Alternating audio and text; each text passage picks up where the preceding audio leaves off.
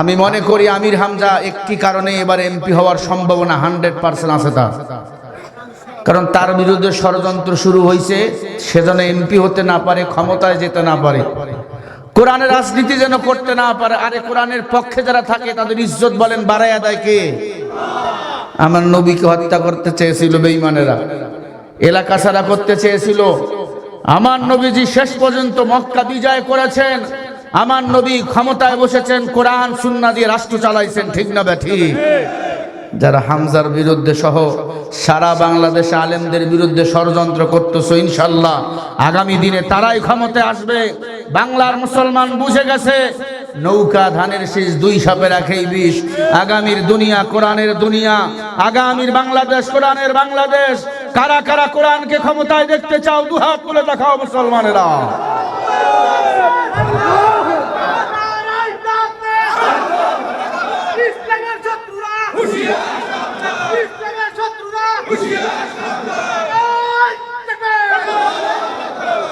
হামজা ভাইয়ের বয়স অনেক কম, ছোট মানুষ, কথা বলতে গেলে ভুল হয় কি হয় না?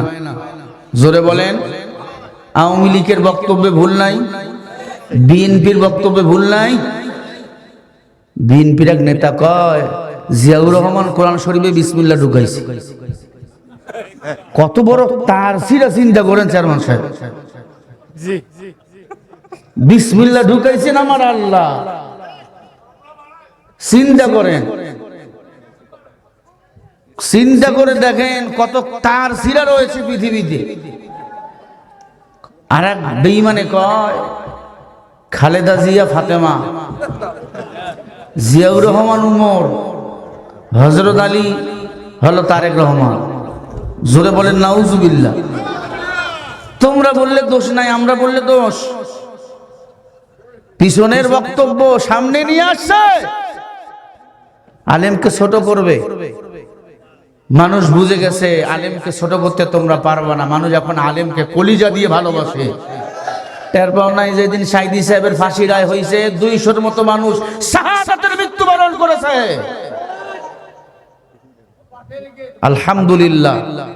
আমির হামজা একটি কারণে, ষড়যন্ত্রের কারণে তার বিরুদ্ধে মামলা হয়েছে, উনি মাহফিলগুলো বন্ধ করে দিয়েছে, তাকে খুন করে হত্যা করে ফেলবে এমন হুমকিও দিয়েছে।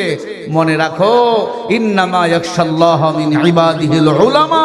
আল্লাহ বলে আমার বান্দার মধ্যে যারা আলেম, নিশ্চয় তারা আমি আল্লাহকে বেশি ভয় করে, বেশি মুহাব্বত করে। নিশ্চয় আগামী পার্লামেন্টে আলেমরাই থাকবে। আর আলেমরা যখন পার্লামেন্টে ঢুকবে, সুদের বিরুদ্ধে কথা হবে, ঘুষের বিরুদ্ধে কথা হবে, জেনার বিরুদ্ধে কথা হবে, দুর্নীতির বিরুদ্ধে কথা হবে। আগামীতে সব চলবে, দুর্নীতি, কাটাকাটি, মারামারি আমার বাংলাদেশে আর চলতে দেওয়া হবে না। আমার কথায় কারা কারা একমত? দুহাত তুলে দেখায়া দাও জল ঢাকার মুসলমানেরা। আল্লাহ কবুল করেন। জোরে বলেন আমিন, আরো জোরে বলেন আমিন। আপনারা কি রাগ করলেন? রাগ করলেন?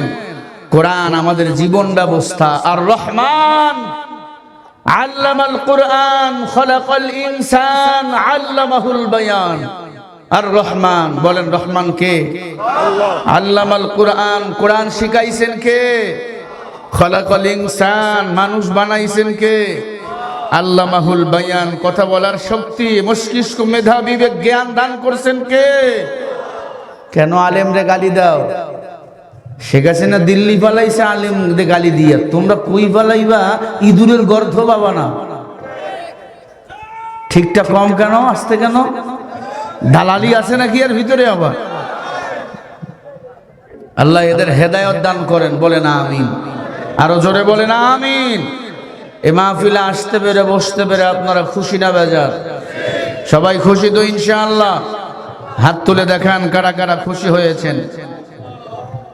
তোলেন, আরে টান টান করেন, আরো টান টান করেন, হাতগুলো ফুটিয়ে দেন। বলেন মারহাবা, আরো জোরে মারহাবা, চিল্লায়া বলো মারহাবা। হাতগুলো লড়াইয়া দেন। জোরে বলেন না আল্লাহু আকবার। আরো জোরে বলি আল্লাহু আকবার। মুহাব্বতে বলি আল্লাহু আকবার। এতগুলো মানুষ হচ্ছে না তো, বীরের মতো বলেন না আল্লাহু আকবার। আরো জোরে বলেন। আর একটু মনিটরের সাউন্ড বাড়াতে হবে। ভাইরা আমার, আমি আপনাদের সামনে সূরা হামিম সিজদা থেকে একটি আয়াতে কারিমা পড়েছি। আল্লাহ পাক বলেন, ওয়া মান আহসানু কাওলাম মিম্মান দাআ ইলাল্লাহ ওয়া আমিলা সালিহান ওয়া ক্বালা ইন্নানী মিনাল মুসলিমিন। তার চেয়ে উত্তম কথা, ভালো কথা কার হতে পারে? যে নিজে আমি আল্লাহর গোলামি করে, যে নিজে আমি আল্লাহকে ডাকে, মানুষকেও আল্লাহর দিকে ডাকে, ওয়া আমিলা সালিহা, বেশি বেশি নেক আমল করে, ওয়া ক্বালা ইন্নানী মিনাল মুসলিমিন, আর নিজেকে পরিচয় দেয় আমি একজন মুসলমান। একজন আলেম মানুষকে আল্লাহর দিকে ডাকে, নেক আমল করে এবং নিজেকে পরিচয় দেয় আমি একজন মুসলমান, সে আলেমের বিরুদ্ধে আমরা ফাঁসি রায় দিতেছি। আল্লাহ তোমারে জুজা দিয়ে পিটাবে না, আমারই পিটাবে? আলহামদুলিল্লাহ, আলেমদেরকে আল্লাহ তাআলা সম্মানের আসন দান করেছেন। কিয়ামত পর্যন্ত আলেমরা সম্মানিত হবে। কিয়ামতের ময়দানেও আল্লাহ তাআলা আলেমদেরকে সবার আগে জান্নাতে নিয়ে যাবে। আলেম যদি অন্যায় করেও থাকে, আলেমের বিচার হবে পর্দার ভিতরে, তাও আবার ৭০,০০০ পর্দার ভিতরে। তোমার আমার কি উপায় হবে? তুমি তো আমেরিকার দালাল, তুমি তো ভারতের দালাল, তুমি তো লন্ডনের দালাল। আল্লাহ এদের থেকে আমাদেরকে হেফাজত করেন, বলেন আমিন।